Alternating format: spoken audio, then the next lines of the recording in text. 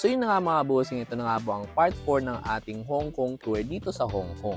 So sa mga oras niya mga bossing ay nagugutom na nga po ako dyan. Kaya nakapag-desisyon na po ako na pumunta na lang din ng Central upang maghanap ng mga kainan. At eto nga naarating tayo sa isang ramen house na ito. Again, sa mga hindi po nakakaalam, mahilig po talaga ako sa ramen. Kaya hindi ko na po pinatagal ang pagkakataon ng eto umorder na nga tayo. At syempre habang inaantay ko ang aking order, nag-video-video na rin ako sa loob ng restaurant para na rin may pakita sa inyo kung ano itsura ng restaurant na kinainan ko.